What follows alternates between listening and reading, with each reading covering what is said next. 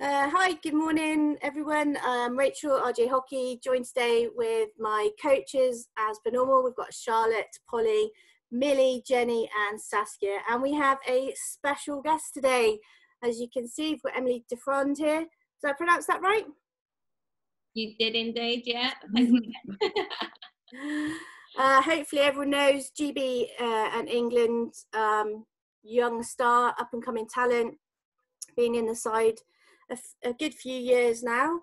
I was actually looking at your profile on the England website, and I noticed that you got a medal in 2017. Was it the Europeans? So that's correct, yeah. Just a year after the 2016 Olympics, so you must have been sort of coming through the pathway and just missed that moment. Yeah, I mean, I always say I feel very fortunate to have joined the programme when I did, because I mean, what the girls did in 2016 was, you know, not only phenomenal for every sports fan in the country, but for us as a sport, it's been game changing. You know, the attention that hockey's now got, and you know, I really do think it's gone from strength to strength since the girls won that Olympic gold in Rio. And obviously joining the programme, it's a completely different squad this Olympic cycle so far, which has been a challenge, because obviously people assume that GB obviously won the Olympics in 2016, you're going to automatically have the same success as the girls did back then. But I mean, it's been amazing. I've loved every single minute of it. And yeah, 2017, the European Championships was actually one of the highlights so far for me. It was an incredible tournament, played in Amsterdam in Holland. So what better place to play? The stadium was packed every single game.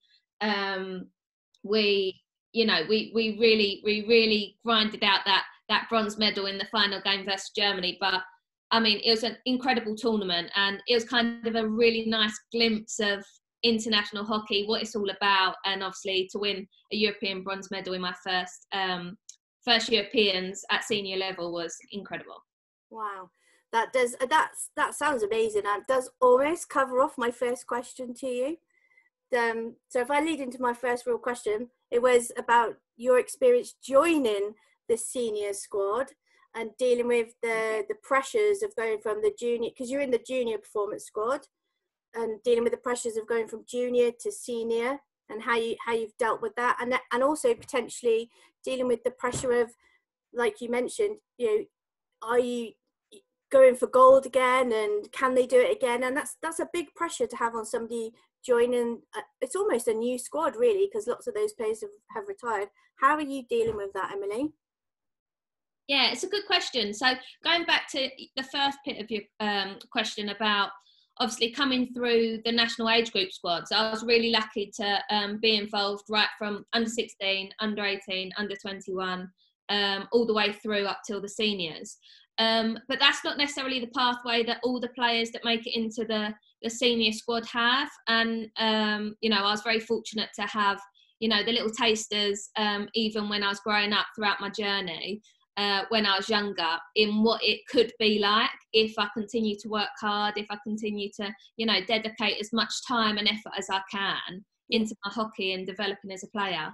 So I feel really lucky that I had that opportunity. But as I said, that doesn't necessarily mean that, you know, if you're not involved within the NAGs, you know, at your age group, that doesn't necessarily mean that you're not going to make it to the senior level. But yeah, it was amazing. I mean, amazing memories, and also the people that you meet along the way, like they remain some of my closest friends in hockey, the girls that I played England under 16s with. So I played with Lily Owsley, Hannah Martin, Amy Tennant. We were all under 16s in the same year group, and now, you know, not only are they my senior teammates, but actually they're some of my closest friends. So yeah, I feel very fortunate to have gone all the way through the national age group squads and the pathway. And then obviously, as your second question, reaching the senior squad, I guess it was a little bit a little bit daunting. Yeah. You obviously get a little glimmer of what it could be like through your training and matches in the age group squads, but I don't think anything will ever prepare you for, you know, we're very fortunate to train every day, that be our full-time job. We're centralised contracted through the UK sport, so I don't think anything would ever prepare you for becoming a senior international. But I guess, as I said, like, what a fantastic opportunity to come in off the back of Rio and, you know, really try and build on that and grow our sport to be even bigger and better than it already is. Yeah. Do you feel any pressure to win that, you know, gold medal again, or I don't see any pressure at all, to be honest, because, as I said, we're a completely different squad to that squad that won in Rio, and actually, you know, we're currently building on ourselves in terms of focus on ourselves rather than, you know, trying to replicate what they did, and we want to develop and grow as a team as much as we can between now and obviously next summer, which it is now, but we want to write our own history, and we want to, you know, if we do everything that we can and take the matters into our own hands, and that leads to us winning Olympic gold next summer, then that's how it will be. And, you know, if we win back-to-back Olympic golds, then obviously that's the dream. But yeah, we don't necessarily see that as pressure, because we're a completely different team to that you know, won on that incredible night in Rio. That sounds amazing. Guys, does this lead into a question for one of you now? Charlotte, do you want to ask one? Well, I think you sort of answered it. My question was sort of like, what was your path then? How did you get to where you are? Maybe like before that you got into the nags and stuff. Yeah, sure. So I started playing hockey when I was about probably 6 or 7, and I started playing because my mum used to play hockey for our local hockey club, Havering Hockey Club, and at the weekends, apparently, I used to love going to watch Mum play her matches. I'd steal everyone's hockey sticks and just be running up and down the side of the pitch like an absolute nut job, like causing carnage. But I think from that moment, it was really apparent that, you know, the love that I had for the sport was evident even from a young age, and I was always going to play hockey, whether it was, you know, club hockey or, you know, the level that I'm playing at now. So yeah, I was really fortunate. I kind of fell into it because my mum used to play, and I've never really looked back ever since. A few years down the line, I played in the same ladies team as my mum. So, I mean, she claims that she taught me all she knows, but you know that mums are like, they talk most of the time. But I get that from my dad. There we go. Yeah. But I mean, it was amazing. And actually, looking back, those years that I did play with my mum in the same hockey team are actually some of my most fondest memories within the sport. So, yeah, I've got a lot to thank my mum for in, you know, bringing the sport into my life. And yeah, I've been really fortunate along the way to obviously reach the level that I'm playing at now.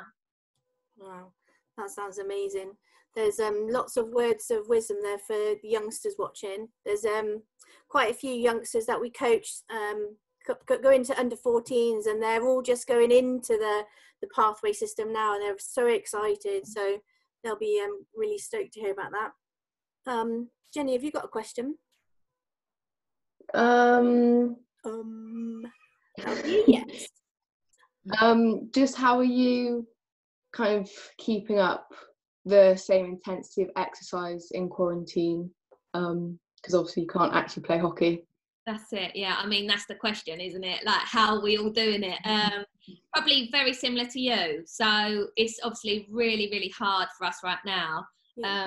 We play hockey most days, so having that taken away from us is pretty difficult to carry on our training as normal.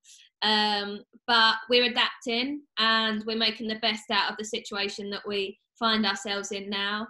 Obviously, it's not ideal, but you know, we're making the best as we can. We've adapted our conditioning sessions, so like running sessions. So I'm running around the roads round where I live, I look like an absolute plonker most of the time. Like, people are looking at me, I look like tomato red face most of the time, and I do get so many dodgy looks. But yeah, I've been adapting that, and then I've tried to get as much equipment, like gym stuff, bands, as I can, to try and, you know, maintain that side of my job as best I can. But again, that's easier said than done. So it's the question on everyone's lips right now to sportsmen and women, but we as a squad are most definitely trying to just adapt, make the best out of this situation. And, you know, the minute that we're allowed to get back into training as normal, hopefully we'll hit the ground running, because we've done all of this work right now. So yeah, it's definitely a challenge, but one that we're tackling right now. If you had to choose, you could only do either some hockey skills or fitness, one or the other. What is the most important thing for you to do? Fitness or hockey skills? Absolute no-brainer for me. It's all about the hockey. I think as well, actually, the hockey is probably easier, because we all have a stick at home. We all have, whether it's a hockey ball, a tennis ball, a golf ball. If you don't have a ball, then you can, there we go, right on. It doesn't matter how big or small it is.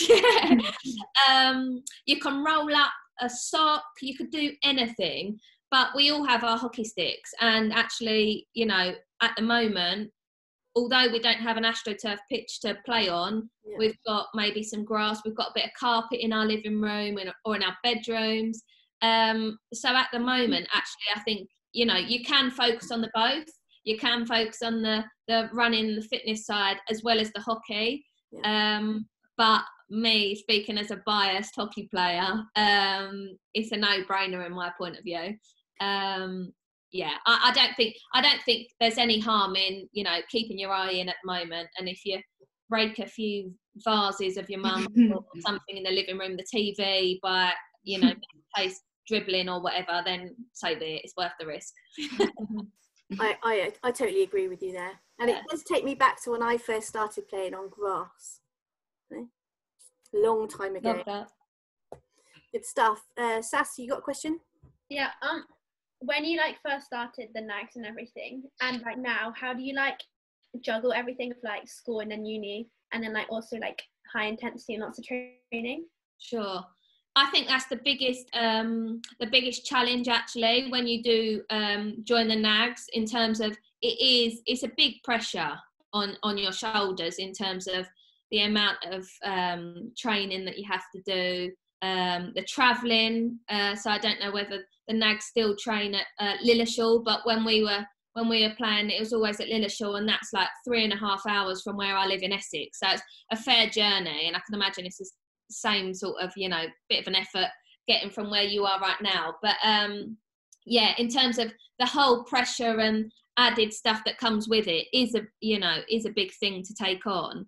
And with school, I think same with uni, that I felt in terms of, it's just about being as organised as you can and controlling everything that you can. So whether that be in having a schedule each week of, you know, this is when I'm going to do my homework, this is when I'm going to, you know, have hockey training, but also obviously factor in, you know, a bit of rest and R&R, because obviously you'll burn out otherwise. But I think it's really important, time management, organisation, to try and balance everything the best you can, and also just not putting too much pressure on yourself. I think, you know, we're not superhumans, although we probably want to think that we are, and, you know, you've got to give yourself some sort of credit sometimes and not overload yourself too much. But yeah, I think it's a really big thing, trying to juggle everything. But don't forget, everyone's in a similar situation as yourself. All you can do is your best, and just be really open with everyone that you can, whether it be your coaches, whether it be your teachers, your parents, so everyone's on the same page. And ultimately, I'm sure you'll manage it really well. Does that sound like something you guys can manage, Sass, Millie? Yeah. The challenge? Yeah. Remember these wise words. Good stuff. Millie, have you got a question? Yeah, I was wondering how you deal with the nerves of like when you step on the pitch to go to play a match. Ooh, good one. So I always see nerves as a really positive thing, and actually it shows how much you care about whether it be the match that you're playing in or just wanting to do well for your team.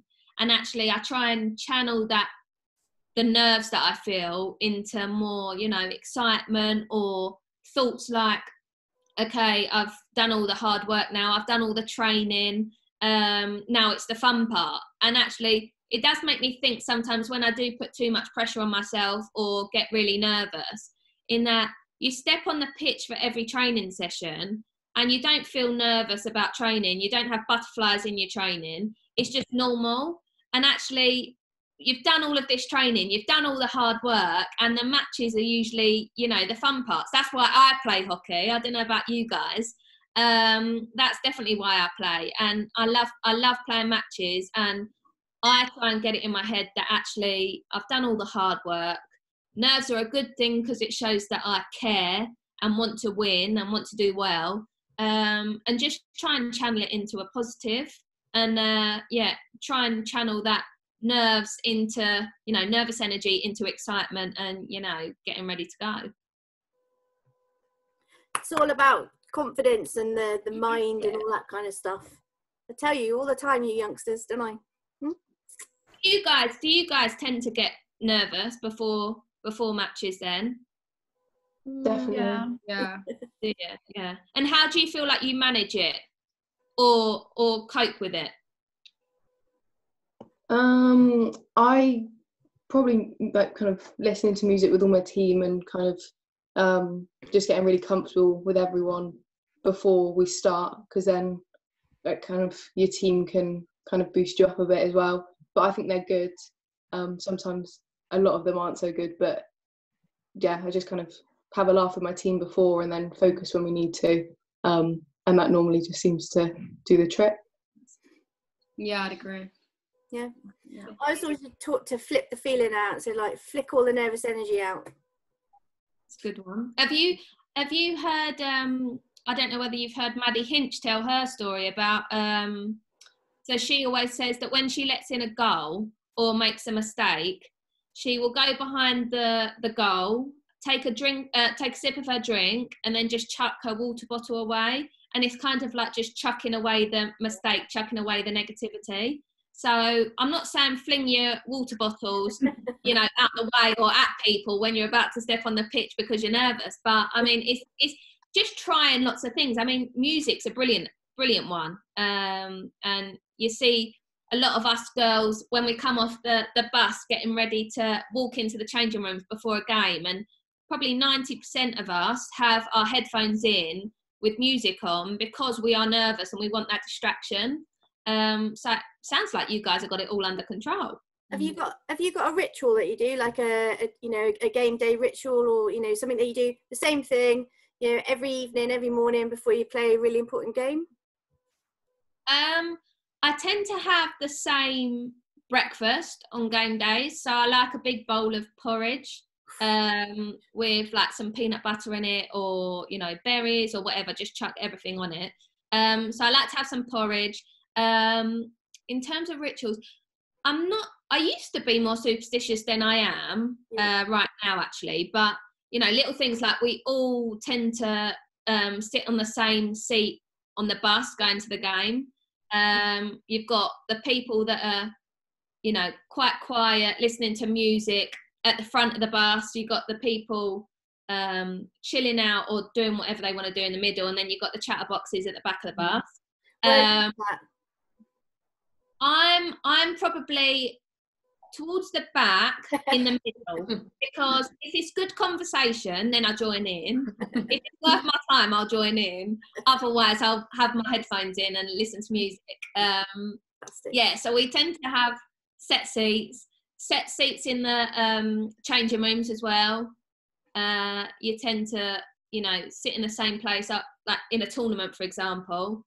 Wherever you sit on the first game, there's no point in moving for the rest of the tournament now. You're sat there. Little things like that. I actually, so I'm currently doing a cuppa and a natter on my Instagram live, and I interviewed Alex Danson Bennett as one of my first guests, and she said she flips her stick 15 times in the huddle before a game. And then obviously said about Maddie. So some players are more superstitious than others. I probably am a little bit more relaxed about that sort of thing. I'm going to come back to your cuppa and a natter in a minute, but Polly, I didn't want to forget you. Have you got a question you want to ask? Yeah. So basically, I'm kind of coming to the age when I'm picking like universities. I'm just wondering, like, you went to Birmingham, and that's obviously like really good for hockey. Did you pick it because of hockey, like mainly? It was definitely a factor, but I wouldn't say I explicitly picked my university based on hockey. Because I think fundamentally, you know, university, you do get a degree at the end of it, and that is the most important thing, no matter what anyone says to you. The other stuff is obviously an added benefit, but yeah, it was a factor, but it wasn't necessarily the sole reason why I chose Birmingham. I was just really fortunate that the course that I studied was perfect, exactly what I wanted to do, and obviously, you know, it was the best university in the country for hockey, so it's a win-win. Yeah. Where are you looking, Polly? Exeter, probably my number one. Yeah. Yeah, I've basically only thought of Exeter, really. I just really want to go to Exeter. Uni, Exeter. A lot of my close friends have actually been to Exeter Uni, and they love every minute of it. So I'm sure. Well, good luck. Let me know how you get on. What are you hoping to study? Business and economics. Amazing. Yeah. What did you do, Emily? I did sports science. Yeah. So yeah, I'm a bit of a sports lover. I did a master's after my 3 years at Birmingham as well, just to cling on for that little bit longer. Yeah, I really enjoyed it. I really enjoyed my time at uni. You'll love it. Wherever you end up going, you'll love it. Jenny, where are you thinking of going to uni? Exeter's probably my top. And there's also Loughborough, Birmingham, up there. And Jenny, what would you like to study? Sports science as well. There we go. Yeah, got the sport really. Yeah, good on you. Exeter, Loughborough, both amazing unis, and obviously you've got the hockey as well. So that'd be amazing. So is that the year after next? Yeah. Yeah. So 2021. Yeah. Amazing. Oh well, good luck. Thank you. It's exciting. It's exciting. Have you faced any difficulties along the way? Have you had any injuries or illnesses or anything? Or has it just been smooth sailing for Emily? I wish. Nothing's ever smooth sailing, is it? If you speak to any athlete, honestly, like no one will say that they've had a straightforward run of things. Wow, where do I start? So for example, my very first under 16, so under 16 England, I was part of the squad. I think there's probably about 30 of us. The very first Four Nations tournament, which is at Easter, I didn't get selected for that tournament. And obviously at that moment I was heartbroken, absolutely devastated, kind of got over it in terms of, okay, let's try and, you know, make myself a better hockey player off the back of this, turn this into a positive. And actually I didn't not get selected for a single NAGS tournament for the rest of my journey. So it's kind of turning that sort of disappointment into a positive, and not wanting that to happen to you again.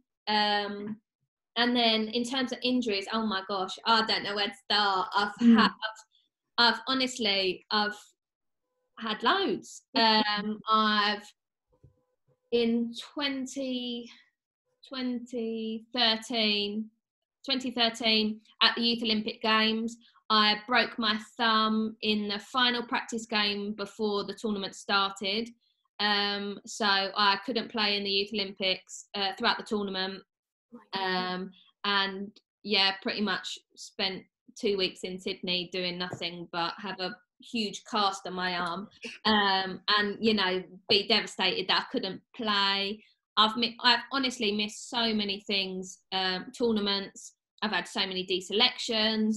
but it all kind of, you know, it's all part and parcel of performance sport, and no matter what level you play at, it's likely that you will get that injury that stops you from playing, or an illness, or a deselection here and there. But actually, I always think I'm a bit of a optimist, and these sort of setbacks that you face will only make you not only a stronger hockey player, but a stronger player as well, person as well.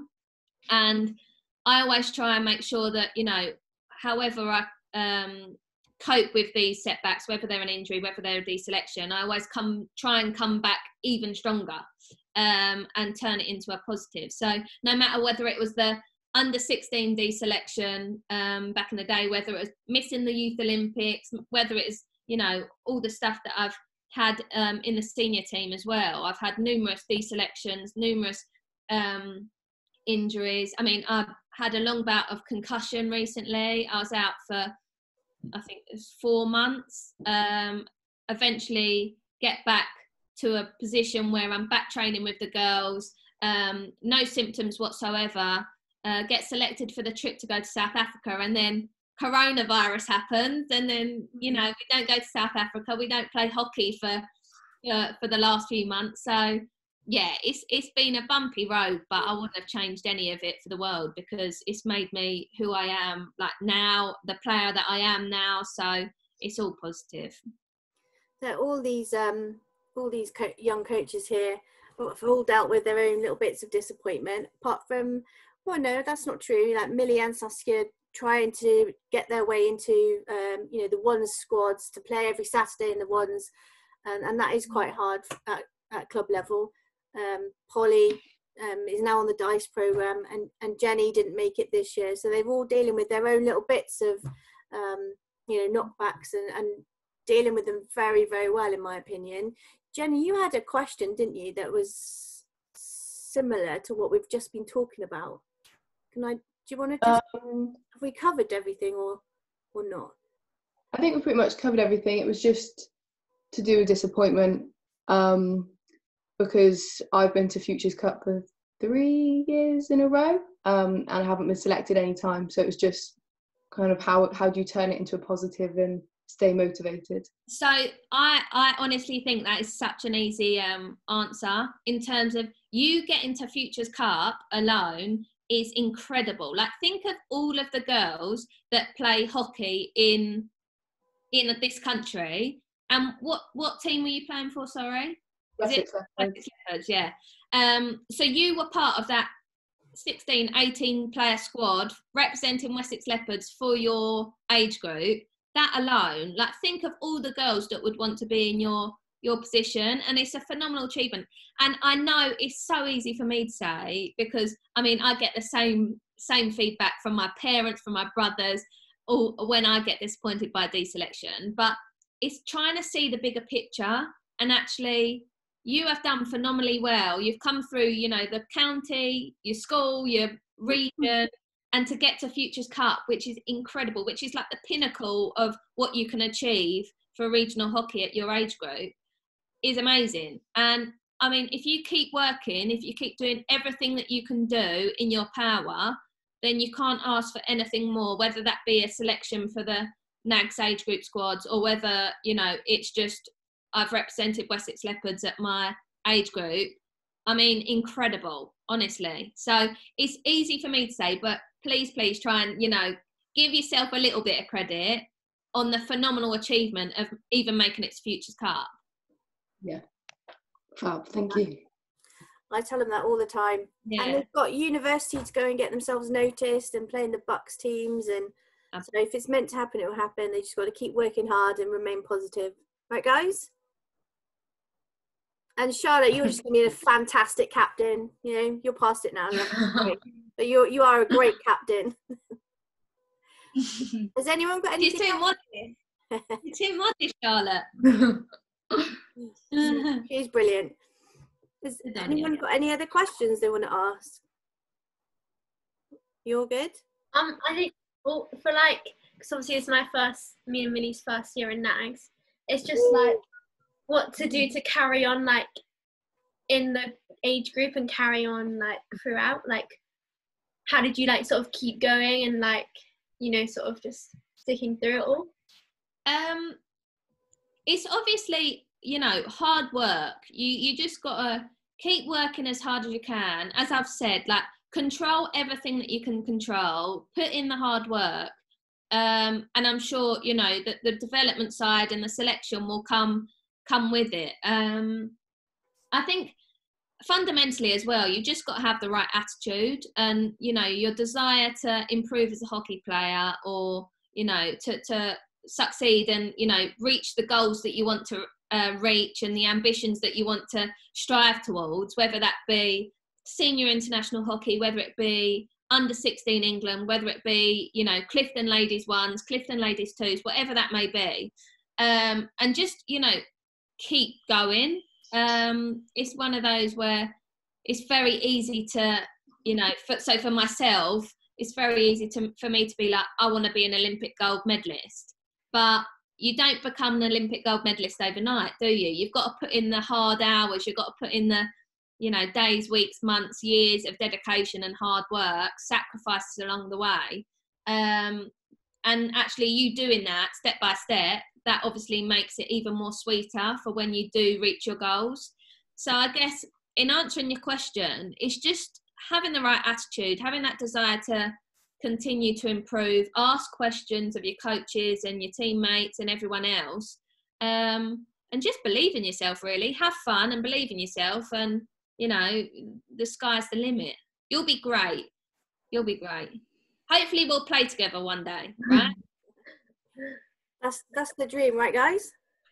Mm-hmm. Yeah. Whether it be me coming to Clifton or whether it be me for England and GB. How about that? Well, we'd love to have you in Clifton. Is that a deal? No. They'll kill me. Lovely club though. Maybe we'll come to Surbiton then. Yeah. All are welcome. Next season. Just wanted to touch just quickly, just wrap things up. Your Instagram, Cuppa and Anatta, is brilliant. You've interviewed some like phenomenal female superstars. How did you decide to just start doing that? Hopefully you've had some help with it from, you know, professionals and whatnot. And what is your biggest takeaway from interviewing those phenomenal women? Like, is there anyone that's given you, oh yeah, I'm going to look at that differently now, or oh, that's good advice? Yeah. So going back to the first bit of your question, so it's a really weird one. So I was, I mean, in lockdown, you obviously have a little bit more time on your hands. So I've tried to keep myself busy. I've tried to, you know, carry on with my training as much as I can in terms of the routine that we usually stick to try and get, you know, a normal routine in that respect.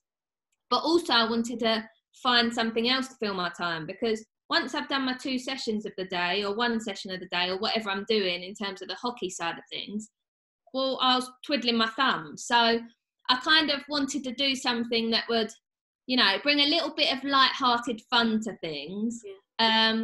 But also I love drinking tea. And as you can probably tell, I love to chat to everyone and anyone. So putting the both together, Cuppa and Anatta was formed. And I'm a big fan of social media. I think it's fantastic to use as a platform. And it was a great way to reach out to some of the sportswomen that I've been able to interview. Yeah. So it's a really simple concept in terms of it's a Monday and a Thursday at 5 p.m. for 30 minutes, just talking away about anything and everything to these incredible sportswomen. And I've tried to, so far, in terms of selecting the people that I want to be, they're all incredible people in terms of what they've achieved in sport, but also as people, you know, the work that they do, whether it's off the pitch or out of the swimming pool or away from sport, is just incredible. So I kind of wanted to, you know, raise the noise about all of these incredible people that deserve the appreciation and the attention that this could give them. So yeah, I went for it, and I've had I've done 8 episodes so far. I've interviewed Olympic gold medalists, world champions, you know, you name it, all the different accolades that you can win in sport. I've been able to interview, and it's been amazing. And I'm a big advocate for, you know, women's sport in general, and obviously hockey. So I've put the two together and come up with Cuppa and Natta. And it's gone down well. I thought it was going to flop, but it's gone down well. So I'll just keep going, and yeah, I'm really enjoying it. And the second part of your question, in terms of the advice, I want to obviously interview the women that have had such an impact on me as a person, as an athlete. So I've kind of picked them for a reason, because I know they've got a lot about them. And I honestly find myself looking into my phone screen on Instagram Live with these incredible women, just in awe and like starstruck by their stories, by their achievements. And yeah, of course I have. I've picked up loads of advice. I've got I might as well have a book and write all my notes down throughout the interviews. But yeah, it's been really good actually. I've really enjoyed it. And yeah, if it brings a little bit of light-hearted fun and joy and puts a smile on at least one person's face, then that's job done for me. I'm happy. Are you going to continue with it once you know, things get back to normal, do you think? I'd love to. Yeah, I think you should. I don't know whether Mark Hager will factor that into my schedule with GB hockey, but once a week maybe. Yeah, that'll be the hockey will definitely be taking priority when we get back into normality. But I'd love to carry it on. You know, my list of guests will be endless, because there's just so many incredible people that I'd love to talk to. So yeah, I'd love to. I think you found your next career there, definitely. Well, I'll be getting all of you guys involved. We'll be on it. So last piece of advice then to all our young followers then. So I mean, we're talking probably 8 years old is the youngest student that RJ Hockey's got, and then even in Clifton I'd say from sort of 8 to 16, and then give them like a couple of words of advice or wisdom about how to, you know, make it through the hard times and come out on top. Go. Sure. So I think the first bit of advice that I could give everyone, when picking up a stick, when playing hockey, just as long as you enjoy it and you play with a smile on your face, that is the most important thing. Because the minute you lose that enjoyment of playing hockey is the minute then actually, well, you should maybe question it. So honestly, enjoy it, and enjoy the being able to run about on a hockey pitch with a stick in hand, being able to spend time with your teammates, and that camaraderie that comes with playing in a team sport. That for me is what hockey is all about. I love being part of a team sport and the enjoyment that comes with that. Yeah. But I guess my second part is just setting yourself no limits and just striving for whatever goal you want to make and achieve, and just work so hard in doing everything that you can to achieve that goal. And if you want to achieve it, then that is it. If you want to achieve it and you believe you can achieve it, then why not? I think the sky's the limit when it comes to that. And I think, yeah, if you can believe it and you can, then you can definitely achieve it. That is great. That is good words of wisdom from Emily Defroand. Thank you so much for being our guest. We really appreciate it. It's been our pleasure to talk to you, and hopefully you'll come back and do this again another time. Absolutely, I'd love to. I've loved this. Brilliant. If you have me back, I'll be more than happy to. We will definitely have you back, and maybe down to coach on one of our camps. Absolutely.